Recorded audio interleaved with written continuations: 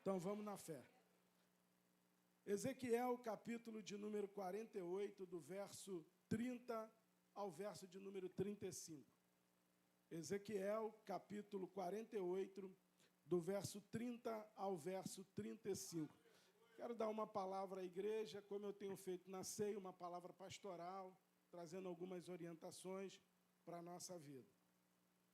Culto de ceia é um culto especial, não que os outros não sejam, mas é um momento em que o pastor ele dá uma palavra à igreja de orientação. Então, Ezequiel, capítulo 48, do verso 30 ao verso de número 35. Amém? Se você quiser ficar de pé, amém. Mas se não quiser, não tem nenhum problema. Eu sei que a igreja gosta de se colocar de pé na hora da leitura. Ezequiel 48, de 30 a 35. Não sei se todos acharam. Se você está sem a Bíblia, nós estamos projetando. Mas se você é crente sem a Bíblia, filho, o negócio está ruim para o teu lado. Misericórdia, né? Crente sem andar com a Bíblia. Ezequiel 48, 30 diz assim: são essas as saídas da cidade, do lado norte, que mede 2.250 metros, 3 portões, o portão de Rubens, o de Judá e o de Levi, sendo que os portões da cidade terão os nomes das tribos de Israel. Do lado leste, 2.250 metros e 3 portões, a saber, portão de José, portão de Benjamim e de Dan.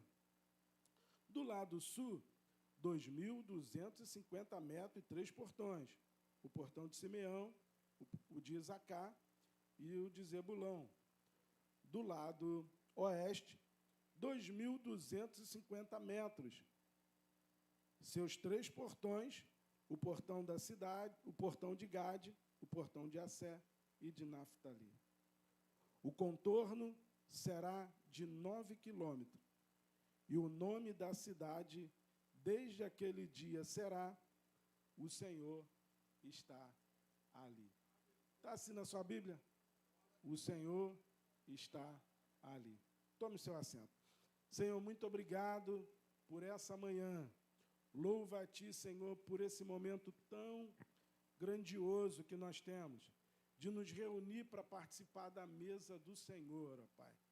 Eu quero entregar a Tua igreja em Tuas mãos, que já estão nesse lugar. Tua filha já orou por nós, Senhor. Nós recebemos a oração, Senhor. E nesse momento que o Teu Espírito Santo venha falar conosco, em nome de Jesus. Amém.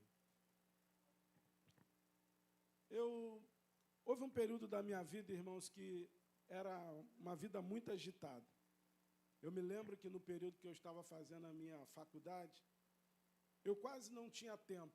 Trabalhava num lugar onde eu pegava 6 horas da manhã, eu tinha que estar dentro da fábrica, saía de lá 4 horas da tarde, mais ou menos. E, só para os irmãos terem uma ideia, eu trabalhava em Niterói, na Ilha da Conceição, fazia faculdade em Campo Grande, era lá em cima. Então, eu tinha que ir para a Central do Brasil, pegar o trem até Campo Grande, morava em Mesquita. Então, eu saía de Campo Grande, ia para Mesquita de ônibus, chegava em casa, já era meia-noite, mas eu sabia que tinha que acordar 4 horas, porque 6 horas eu tinha que estar dentro da fábrica. Então, eu quase não dormia, quase não tinha tempo dentro de casa. A minha vida era uma correria muito grande. E tem um detalhe, eu já pastoreava, tá, irmão? Pastoreava a igreja de São Paulo. Não faltavam os cultos, em algumas situações, eu combinava com os professores e pelo menos um culto da semana eu participava. Então, a minha vida era muito corrida. Chegava em casa, as crianças estavam dormindo, minha esposa estava me aguardando com a janta, eu jantava muito tarde, acho que eu fazia a digestão dormindo. E saía muito cedo. Então, a minha vida era essa correria toda. Mas tem um fato que eu e minha esposa nós fazíamos, que eu não esquecia. E esse fato tem tudo a ver com a introdução dessa mensagem. Eu tinha o hábito de ligar para casa e saber como que estavam as crianças, se tinha ido para a escola, aquela coisa toda e tal. Mas a forma que nós falávamos, geralmente quem liga pelo telefone fala alô. E quando eu ligava, eu fazia a seguinte pergunta: Deus está nessa casa? Era a pergunta que eu fazia. E aí minha esposa respondia: Deus está nessa casa. Então, toda vez que eu ligava, a minha pergunta era a mesma: Deus está nesta casa? E aí ela respondia: Deus está nessa casa. E depois disso nós começávamos a conversar. Eu lembrei desse fato, lendo esse texto, estava lendo o livro de Ezequiel. Confesso para os irmãos que eu já li o livro de Ezequiel, mas eu nunca tinha me atentado para a frase final desse texto. A gente lê alguns livros e, às vezes, a gente vai fazendo a leitura panorâmica, que dá o nome. É uma leitura mais de conteúdo. E nem sempre a gente faz uma leitura que dá o nome de leitura fina, né? Que a gente vai prestando atenção nos textos e vendo. E depois da gente ler a Bíblia já há um tempo, a gente começa a fazer esse tipo de leitura. Às vezes a gente fica um tempão no texto, não está nem preocupado de ler o livro, mas a gente vai fazendo a leitura, versículo, e vai meditando nele. E eu estava lendo esse livro e me chamou a atenção a forma como ele termina. O Senhor está ali. A parte B desse texto diz: o nome da cidade, desde aquele dia será o Senhor está ali. E aqui eu parei e voltei a estudar o livro. Mas antes de chegar nesse texto, eu quero te chamar a atenção a 3 fatos para a gente voltar para o texto. O primeiro fato é que todo problema, ele começa quando nós retiramos Deus do lugar. Todo problema, ele começa quando nós retiramos Deus do lugar. Há 2 coisas que as pessoas têm esquecido no seu cotidiano ou na sua vida diária, né? Primeiro é a respeito de Deus. Segundo é a respeito da sua palavra. Nós temos vivido um tempo, e eu já preguei 2 mensagens, 2 ceias falando sobre isso, onde eu tenho convidado a igreja a desacelerar. Nós precisamos voltar a ter tempo. Tempo para Deus, tempo para nós, tempo para a nossa família. E na última mensagem eu dei o caminho, mais ou menos, do que a gente precisa fazer. E a gente está vivendo esse tempo onde as pessoas não encontram mais tempo para Deus, estão retirando Deus da vida, estão retirando a Bíblia da sua vida. E esse é um problema. Não é, irmãos? Enquanto Deus era o centro na vida do casal, guarde isso, enquanto Deus era o centro na vida do casal, havia comunhão, havia harmonia, porque Deus era o centro. Eu estou falando isso para casais mesmo, para famílias. Enquanto Deus for o centro, haverá comunhão e haverá harmonia. Mas no momento em que eles deram lugar ao ego e pecaram, a Bíblia vai relatar e deixa claro que a primeira coisa que eles fizeram foi se esconder de Deus, porque eles reconheceram que haviam errado. A partir desse momento, ou seja, quando eles agora estão em fuga da pessoa de Deus por causa do pecado, a Bíblia vai dizer que o marido acusa a mulher não pode acusar o marido, acusa a serpente, e Deus, para resolver o problema, Deus dá um basta na história, colocando eles para fora do jardim. Na verdade, o que está acontecendo nesse texto é que eles quebraram o que tinha de mais precioso, que era a comunhão com Deus. O resultado da comunhão naquela casa ou naquela família era a comunhão com Deus. E nós estamos abrindo mão da nossa comunhão com Deus. As pessoas hoje estão abrindo mão dessa comunhão. A gente vai trocando Deus, irmãos, por qualquer coisa. A gente deixa de adorar e dar desculpa para Deus, como se Deus não entendesse e não visse. E Deus não soubesse. A gente está sempre arrumando um jeito para a gente fugir da presença de Deus. quando a gente deixa de vir aos cultos, quando a gente deixa de participar, quando a gente deixa de adorar, e a gente vai trocando isso pelas coisas do nosso cotidiano, a gente vai criando as nossas rotinas, e Deus vai sendo posto para fora dela. Cuidado, querido, porque todo problema começa quando Deus não está ali. O segundo personagem que eu quero chamar a sua atenção, para depois vir para o texto, é Sansão. Sansão, irmãos, ele tinha tudo para dar certo. Sansão tinha tudo para dar certo. Sansão, ele era o filho de um milagre. A mãe dele não podia gerar, e Deus promete que lhe daria aquele menino. Ele é um filho esperado, prometido. E aquele casal, irmãos, que recebe aquela criança, tem um carinho tão grande que eles dizem assim, ó, eles têm todo o cuidado de criar aquele menino de forma correta, só que ele cresce. E eu quero agora dar uma palavra aos jovens. E eles agora acharam que eles não precisavam mais estar debaixo da responsabilidade dos pais. Ele era dono do nariz dele. Mesmo sabendo da sua origem, da promessa, sabendo aquilo que Deus havia prometido para ele. Ele agora cresce e ele quer viver a vida dele. Deus o constituiu juiz, irmãos, para resolver os problemas que a nação estava enfrentando para aquele tempo. Ele sabia que Deus usava...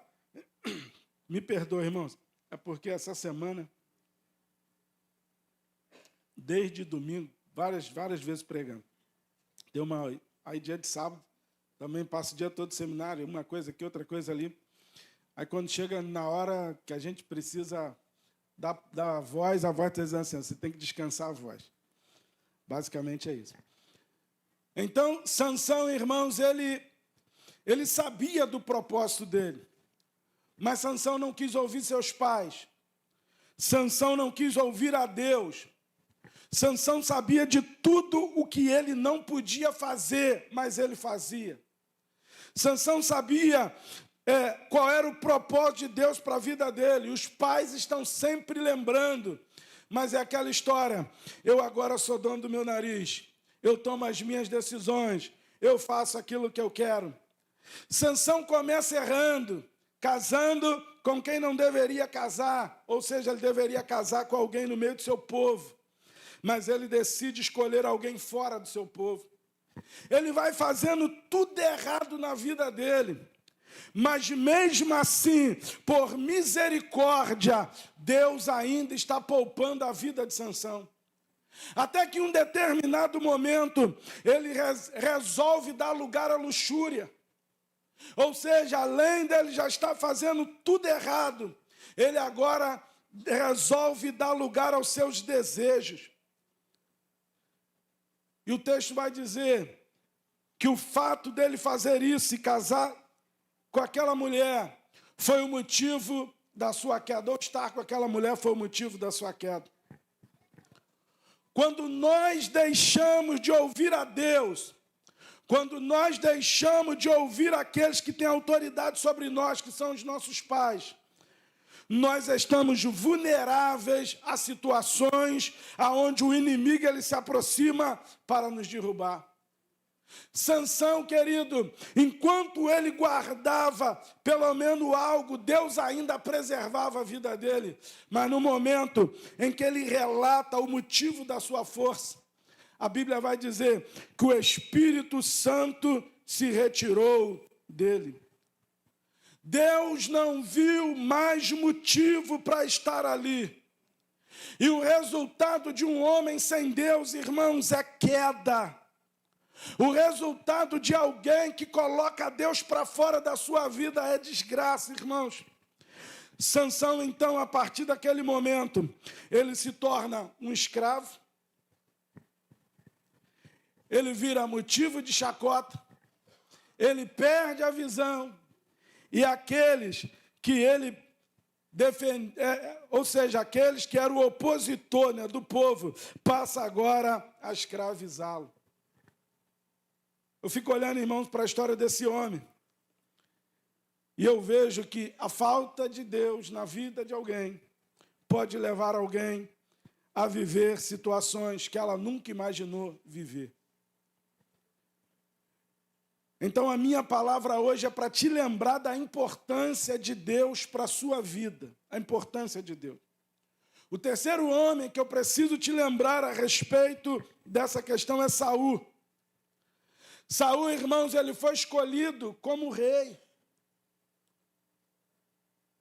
O povo decide por um rei, ele é escolhido, ele é posto ali.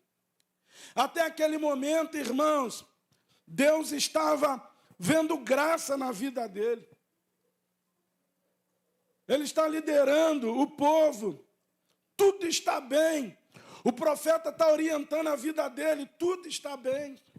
Ele está recebendo a ordem de Deus. Tudo está bem. O povo está ouvindo as ordenanças de Saul. Tudo está bem.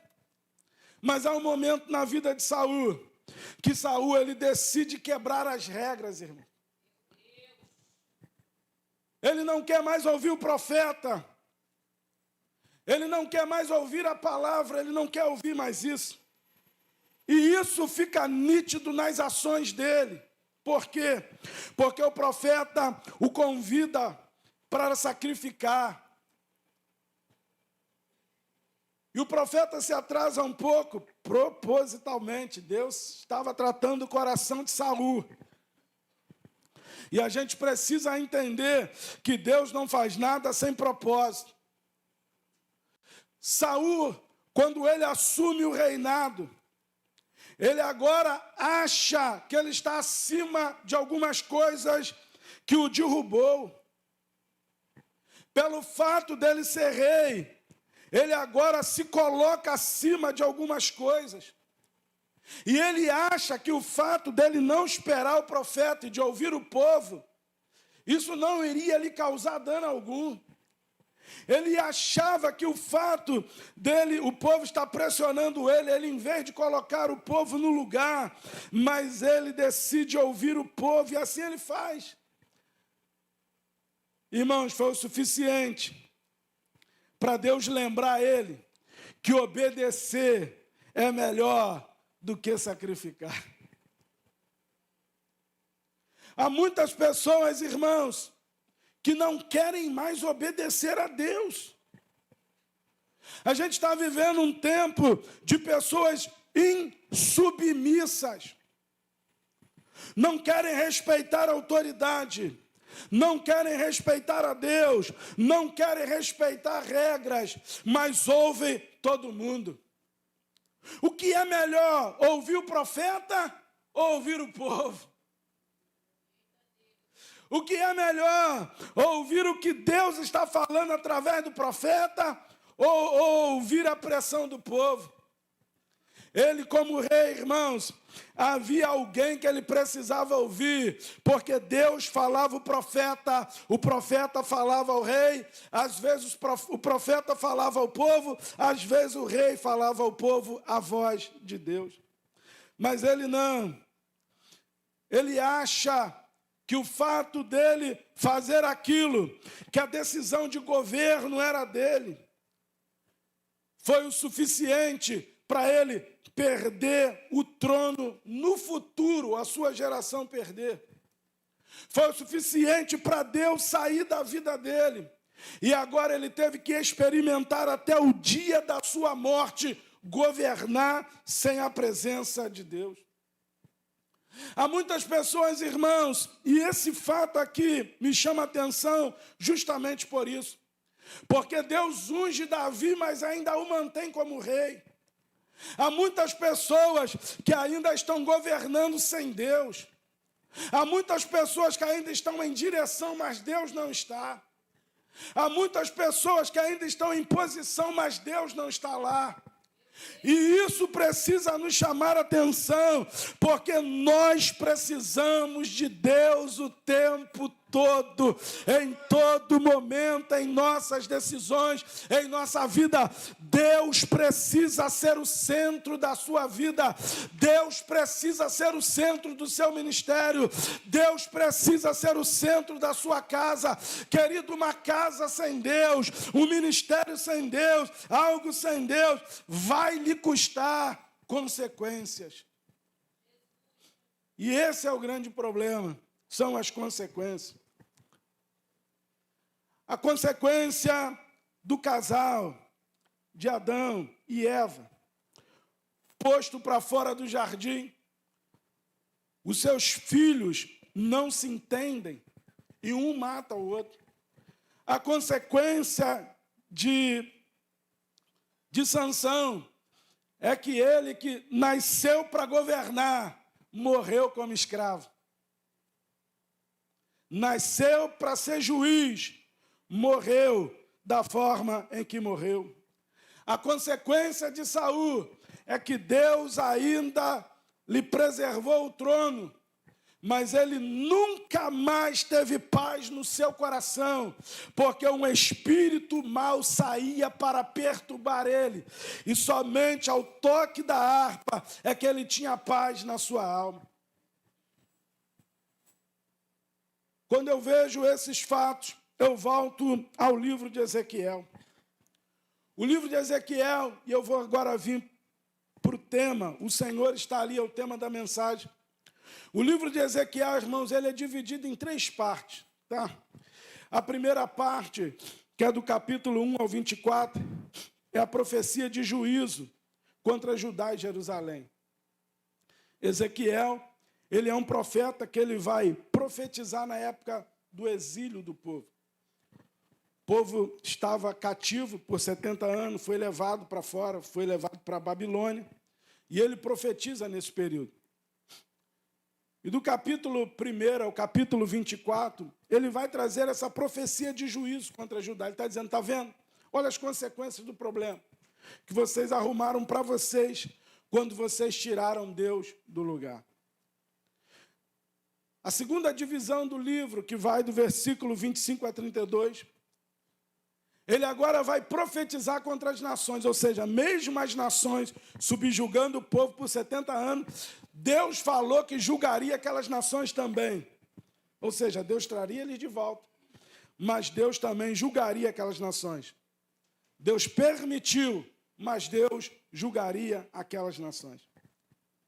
A terceira divisão desse livro é do capítulo 33 ao 48, que agora Deus começa a profecia de restauração do povo. E essa é a parte mais linda do livro. Deus agora, irmãos, está mostrando para eles que há esperança. E daqui para frente eu quero lhe chamar a atenção para isso, porque talvez você ouvindo a palavra do Senhor, você fala, Senhor, mas você diga para Deus assim, mas será que há alguma saída? Há esperança. O povo estava cativo, preso, em nação estrangeira. E Deus agora levanta o profeta para profetizar a restauração do povo e a esperança sobre a vida do povo. Eu não sei como você chegou aqui nessa manhã, mas há um tempo novo de Deus para nós, irmãos. Há um tempo de restauração para aquilo que talvez nós tiramos Deus do lugar. Há um tempo de esperança para nós. Deus abriu uma outra porta a partir do capítulo 33. Deus está dizendo para eles que havia restauração no futuro, haveria esperança para eles. E aí surge o nome, o Senhor está ali. Em hebraico, Yavé Chamar, que nós cantamos muitas vezes, né? E vai aparecer justamente nessa última frase desse livro. Essa mudança, irmãos, ela aconteceu porque quando Ezequiel ele recebe essa visão profética da restauração de Israel, Deus iria fazer uma restauração completa. Por isso que eu li a partir do verso de número 30, quando Deus, no final, ele vai colocando os portões na cidade, as portas na cidade. E ele coloca as 12 portas, que são as 12 tribos, dá o nome das portas, o nome das tribos, e ali ele vem fechando as brechas. As brechas. Ou seja, o muro está no lugar, as portas são colocadas, e ele agora está dando nome para cada porta. Ou seja, por onde o inimigo podia entrar, agora as portas estão sendo fechadas. É interessante porque a cidade tinha 12 portas. Nós precisamos, irmãos, estar atentos a algumas questões do nosso templo, da nossa vida, da nossa casa. É muito bom quando nós entramos na presença de Deus, e aqui nós estamos, e adoramos ao Senhor. Irmão, que louvores lindos, né? As irmãs cantando. Que bênção. Bom demais. Ouvir a palavra de Deus, bênção do Senhor. Rever nossos irmãos, glória a Deus. Sai daqui renovado, glória a Deus. Mas e quando você chega na tua casa?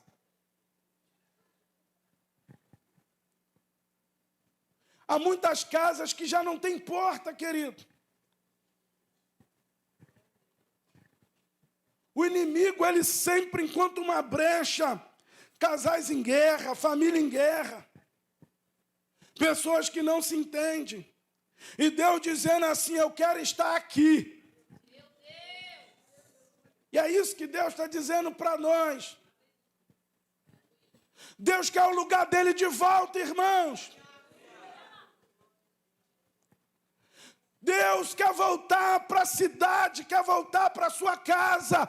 Deus quer voltar para os seus negócios. Deus quer voltar para a sua vida. Entenda isso, há um tempo de restauração. O profeta profetiza esse tempo de restauração para o povo.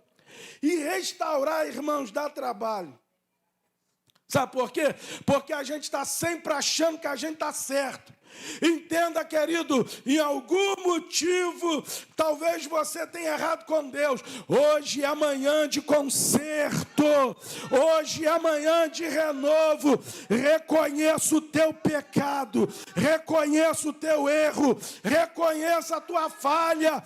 Mergulhe na presença de Deus. Pare de fazer cara de paisagem para Deus, querido. Deus nos conhece. Deus me conhece. Deus te conhece. Deus nos conhece. Glória a Deus, glória a Deus. E a gente às vezes não percebe, mas o que falta é colocar as portas. Eu acho lindo a forma que termina esse livro. As portas agora são essas saídas da cidade, do lado norte, assim vai. Deus vai fechando toda a porta. E vai colocando as portas e nomeando as portas. E aí lá na parte B ele diz assim, olha, está tudo certo agora? Ele diz assim, e o nome da cidade desde aquele dia, a partir de hoje, o nome dessa cidade será o Senhor está ali. Glória a Deus. Mas o que houve antes, irmãos, para que chegasse a isso? Antes disso, Deus havia levado o povo para o exílio, eu comentei sobre isso. E eles só foram para lá por causa da desobediência, ou seja, as consequências do erro. A glória de Deus havia sido retirada. Ezequiel capítulo 10 vai deixar isso claro. E eles agora estão vivendo sem Deus, na desobediência, sem a glória de Deus. E assim eles estão, como se nada estivesse acontecendo. Ou seja, Deus havia ido embora. Eles estão vivendo a vidinha deles, achando que está tudo bem. E Deus me deu essa palavra para te chamar a atenção mesmo, querido. Você precisa olhar para a sua vida e ver se está tudo bem, a sua vida espiritual. Porque nós somos pessoas dadas à rotina. Ou seja, a gente sempre vai ocupando a nossa vida com alguma coisa. E às vezes a gente está cheio de demanda, mas Deus não está lá. Às vezes a gente está envolvido com um monte de coisa, mas Deus não está lá. Uma das coisas, irmãos, que eu tenho parado e pensado na minha vida, eu faço muita coisa administrativa, mas uma coisa que eu não abro mão é a minha vida com Deus. E quando eu percebo que eu preciso buscar um pouco mais, e às vezes no silêncio, sozinho, eu vou para o monte, minha esposa sabe, eu vou para o monte sozinho, eu não gosto com ninguém. Eu vou para lá e subo, eu oro, eu choro, e eu busco a presença de Deus. Porque eu entendo, eu sei, irmão, sem Deus eu me perco. Sem Deus eu não sou ninguém. Eu reconheço que eu preciso de Deus para viver. Eu reconheço que eu preciso da graça do Senhor para viver. Eu reconheço que tudo que eu faço, eu preciso de Deus. Não é sabedoria humana, não é conhecimento humano, é a graça de Deus, é a glória de Deus. E aí Deus permitiu o povo que vivesse sem Ele, e não sentiram falta, entre aspas. Só que em um momento, quando o inimigo começou a apertar, eles olharam e falaram assim, acho que tem alguma coisa errada aqui. Será que a gente tem esse sentimento ainda? Porque quando eles foram levados para a Babilônia, foi aí que eles entenderam que, de fato, tudo que o profeta falava, Deus cumpre ali. Eles achavam que Deus, que era um Deus de amor, que amava o povo de Israel, não permitiria tal coisa, mas o profeta está dizendo, ó, vocês vão ser escravos, vai ficar com 70 anos lá em Babilônia. Ah, Deus não vai fazer isso não, a gente está sempre olhando para o amor de Deus mais do que a justiça dele, né? Ah, Deus não vai fazer isso não, e eles vão vivendo. Quando eles são levados para lá, que a cidade é destruída, que tudo é destruído, aí a gente vai ler os salmos, que eles estavam lá, eles não cantavam mais, eles penduraram os instrumentos, porque eles não tinham prazer em louvar em terra estranha, e em estar em terra estranha. Deus dá uma palavra, o profeta mandando eles casarem, darem casamento, construir, viver, porque eles precisariam enfrentar os 70 anos de tribulação. Deus não ia abrir mão de um dia, irmãos. Ele derramaria a ira dele da forma que ele prometeu, ele faria isso. E agora eles estão vivendo isso. E agora, querido, nessa última fase do livro, Deus começa a restaurar a vida dele. E o nome da cidade, ele destaca justamente essa realidade do povo. Quando Deus diz assim, o Senhor está ali, é porque Deus estava voltando a estar presente com o seu povo. Irmãos, talvez hoje você não esperava eu trazer essa palavra. Na verdade, ninguém sabe, né, a mensagem que vai ser pregada. A gente vem ao culto e Deus fala conosco. Nem eu sei a mensagem que eu vou pregar até Deus me revelar a palavra. Porque eu fico pedindo, Senhor, dá-me uma palavra. E a gente vai buscando até que Deus traga a palavra ao nosso coração. Mas uma das coisas que acontece na restauração do povo é que Deus volta a estar presente no meio do povo. E eu quero lembrar agora a introdução da minha mensagem. Quando eu ligava lá para casa e perguntava, Deus está aí? Deus está nesta casa? E aí eu ouvia da minha esposa dizendo, Deus está nesta casa. Porque eu sabia, e eu sempre entendi, o lugar que Deus deveria estar, irmãos. Deus tinha um lugar na minha vida, mas Ele precisava ter um lugar na minha casa. Deus tinha lugar na minha vida, e lá no meu local de trabalho, Deus também estava lá. E eu precisava entender que aonde eu estava, aonde eu pisava, Deus precisava estar lá. E quando eu saía da minha casa mesmo como sacerdote, agora a responsabilidade da minha esposa, ela precisava manter a presença de Deus como chama acesa naquele lugar. Então a coisa que começa a acontecer agora, a partir do versículo de número do capítulo 33, é que Deus voltou a estar presente no meio do povo. Talvez o seu maior problema hoje, querido, é que em algum momento Deus saiu de algum lugar da sua vida. Deus quer voltar hoje. Devolva o lugar que é de Deus na sua vida. Devolva o lugar que é de Deus na sua adoração. Devolva o lugar que é de Deus no seu tempo. Devolva o lugar que é de Deus na sua casa. Devolva o lugar que é de Deus no seu trabalho. Devolva. Deus, Ele voltou a estar presente com o povo, foi a primeira coisa. A segunda coisa é que quando Deus volta, a restauração voltou. Coisa boa, irmãos, é sentir a alegria do Senhor.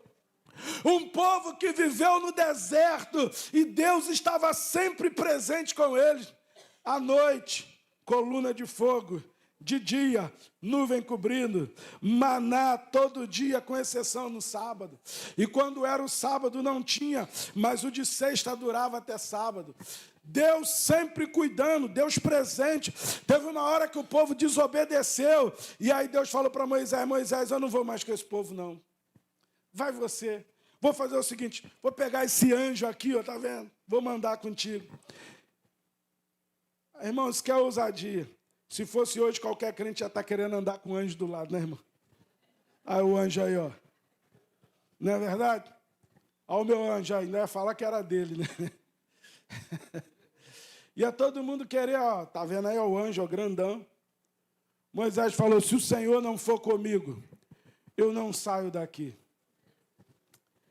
Quem já experimentou a presença de Deus e a comunhão de Deus, não troca por nada. Quem já andou com Deus, viveu com Deus, ouviu a Deus, viu a Deus, não vai trocar Deus por outra coisa. E aí, querido, quando Deus volta para o povo, a comunhão é restaurada, a alegria volta, irmãos.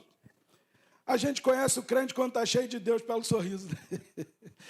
Ele está alegre, feliz, às vezes está tudo ruim em volta, mas Deus está lá.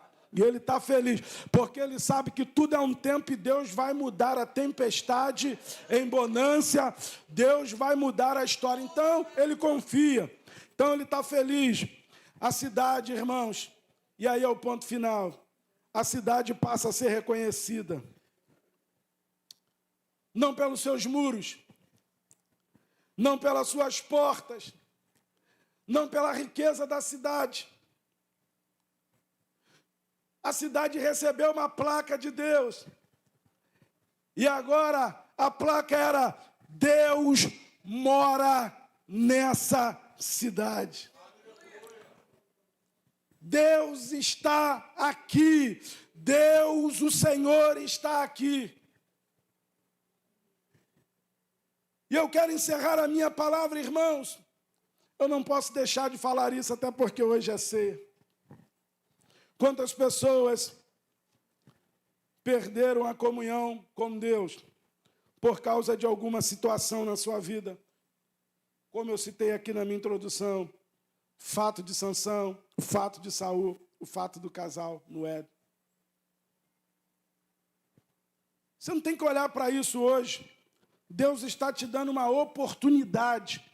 Hoje é uma manhã de renovo e de recomeço. Talvez até aqui, situações aconteceram na sua vida, aonde você não encontra mais caminho para que Deus esteja de volta. Talvez hoje esteja acontecendo isso. Mas hoje Deus está abrindo uma porta. E essa porta, ela se abriu na eternidade. A Bíblia vai dizer que o homem não encontrava caminho para voltar para Deus depois do Éden, porque um pecou e todos pecaram. Mas Deus viu em Cristo o meio da restauração. Jesus, irmãos, Ele é o meio da restauração da comunhão do homem. E Deus em Cristo, Ele voltou a habitar entre nós. E Ele agora em Cristo, Ele nos mostra que é possível que o inimigo ele bata em retirada, é possível que o pecado seja perdoado. E então ele, em forma de homem, toma a cruz e ele faz o maior sacrifício que alguém poderia fazer. Ele toma a cruz em nosso lugar. Ele vai ao Calvário, porque ele sabia que você não conseguiria, que eu não conseguiria, mas ele agora, pela substituição, ele toma o nosso lugar. E no Calvário, ele criou o meio para que todos nós pudéssemos se aproximar de Deus novamente. E o mais interessante, em Atos, no capítulo 2, ele agora abre a porta através do Espírito Santo para morar dentro de nós. Então, querido, eu quero te falar nessa manhã que Deus já preparou tudo. Está tudo preparado aqui, como nós louvamos. Tudo já está preparado aqui. O que nós precisamos fazer é abrir o nosso coração para Ele fazer morada. A maior bênção, irmão, do povo de Israel não era a terra que eles receberam. A maior bênção não era as conquistas que eles haviam feito. A maior bênção não era a estrutura religiosa que eles tinham de adoração. Não era nada disso. A maior bênção do povo, e Deus vai ensinar o povo a duras penas, que a maior bênção que eles tinham era a presença de Deus. Então, tudo é muito bom, a nossa casa é boa, o templo, a adoração, tudo é bom. Mas o melhor é a presença do Senhor, querido. Quando você tem a presença de Deus, tudo te será suficiente. Sabe aquela pessoa que tem tudo e não está feliz? É porque falta Deus. Sabe aquela pessoa que olha e fala, não me falta nada, mas não está feliz? É porque falta a presença de Deus. Eu quero nessa manhã, querido, te convidar e te orientar, e aqui eu encerro a minha palavra. Você precisa olhar para você e dizer, Deus está aqui em mim. Você precisa olhar para a sua casa e dizer, Deus está nessa casa. Você tem que olhar para a sua vida, para tudo que você faz e ver Deus. Nós precisamos ver Deus na nossa vida. Eu encerro a minha mensagem com uma brincadeira que eu fazia com um amigo meu, no meu local de trabalho. Eu falava para ele assim, eu sinto tanta presença de Deus, que tem hora que eu tropeço nele. Eu brincava com ele. Sabe por que eu fazia isso? Para ele entender que, na verdade, Deus é mais próximo da gente do que a gente imagina. Deus é o Deus da nossa vida. Louvado seja Deus. Vamos orar, irmão. Se coloque de pé. Vamos orar. Eu quero te convidar a orar nesse momento. Louvado seja o nome santo do Senhor. Vamos orar, vamos falar com Deus. Feche seus olhos. Eu quero te convidar a uma introspecção. Olhar para dentro de você. Como está a sua vida com Deus hoje? Ou como está a sua vida com Deus? Quando você olha para você, você vê Deus. Suas palavras revelam que Deus está nela. A forma como você age, a forma como você pensa a respeito de você ou talvez de outras pessoas. A gente precisa parar um pouco, irmãos, e esse é o momento que Deus nos dá à igreja, para a gente parar um pouquinho para pensar sobre isso. A maior bênção que aquele povo recebeu não foi voltar para a terra, não foi voltar para a sua cidade, não foi reconstruir o templo, não foi simplesmente reconstruir as suas casas, ter a sua vida voltando como eles achavam que precisavam. A maior bênção que eles receberam é que para onde eles olhavam, Deus estava presente. Que Deus nessa manhã, querido, Ele vem abrir os seus olhos espirituais hoje. Você precisa ver Deus. Você precisa encontrar Deus. Louvado seja o nome santo do Senhor. Vamos falar com Deus. Feche seus olhos. Coloque a mão sobre o seu coração. Eu quero, nesse momento, orar por você. Senhor, nosso Deus e nosso eterno Pai. Deus, nesse momento que nós voltamos agora, Senhor, a nossa mente e o nosso pensamento para o Senhor, depois de ter sido ministrada a Tua palavra aos nossos corações. Eu não sei como seus filhos estão, Deus. Talvez alguém chegou aqui já correndo. A vida é uma correria, tudo é correndo. Talvez alguém, ó Pai, hoje encontrou um tempinho para vir à igreja, porque nem esse tempo encontra. E o Senhor está batendo na porta, querendo o lugar dele de volta. Dizendo, ó, esse lugar é meu. Lugar esse que você ocupou com tantas coisas. Deus está querendo voltar para a cidade. Deus quer colocar a placa dizendo, olha, o Senhor está aqui. E alguém vai olhar e vai ver isso. E verá a presença de Deus na sua vida. Deus, em nome de Jesus, que o Senhor nos mostre, Senhor, o que nós precisamos fazer para restaurar a comunhão contigo, para devolver o tempo que é teu, para devolver o tempo à tua palavra, a devolver o Senhor para as nossas casas. Quantas casas Deus não entra mais? Nós entramos no templo, adoramos ao Senhor, mas Deus não está mais lá. Ele já saiu daquela casa. Quantas famílias Deus já não encontra mais o coração por causa da amargura, Senhor, por causa do rancor. Ó Deus, em nome de Jesus, Deus, em nome de Jesus, Senhor, volta, Senhor, hoje.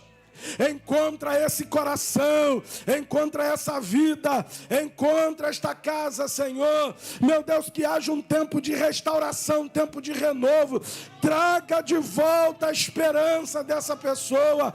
Deus, eu oro agora, Senhor. Oh, Deus, abençoa. E se alguém entrou aqui nessa manhã, está afastado do Senhor e quer tomar uma decisão de voltar para Ti, há uma oportunidade aberta, porque, ó Deus, o Senhor é o Deus da oportunidade.